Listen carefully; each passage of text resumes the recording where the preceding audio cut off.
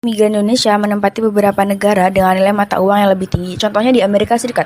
Orang Indonesia di Amerika Serikat adalah orang Indonesia multi etnis yang datang ke Amerika.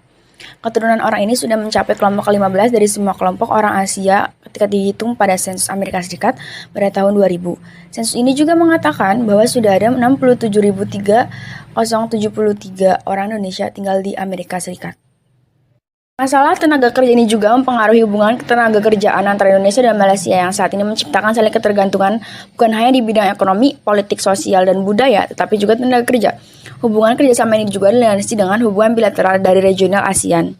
Berjalannya program dasar ekonomi baru di Malaysia yang awalnya 7,5% dan menjadi 2,8% pada tahun 1995. Dan pada tahap ini, Malaysia telah menjadi peringkat yang dinamakan full employment. Faktor apa yang mempengaruhi tenaga migran Indonesia bekerja di luar negeri?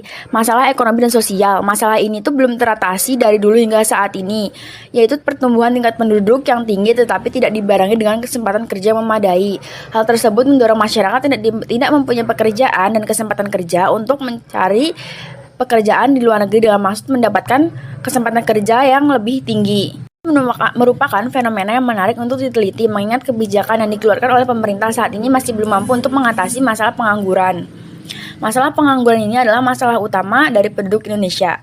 Dan penelitian ini juga dapat diperoleh secara langsung dengan menggunakan 7 variabel, diantaranya umur, tingkat pendidikan, status pendidikan, jumlah beban, kepemilihan lahan, dan pendapatan sebelumnya dengan menggunakan metode Mainari logis. Sisa adalah dari 7 variabel yang diteliti, terdapat 3 variabel yang signifikan terhadap minat migrasi TKW ke luar negeri. Variabel tersebut diantaranya umur, status pernikahan, dan jumlah tanggungan keluarga. Jelaskan siapa saja yang dimaksud tenaga migran suatu negara. Adapun migran yang berpindah dengan tujuan pekerjaan disebut dengan pekerjaan migran.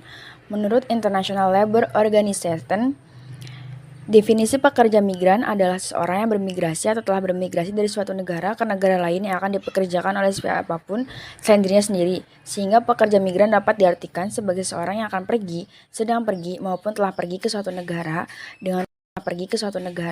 dengan tujuan bekerja dan menerima upah di luar negeri.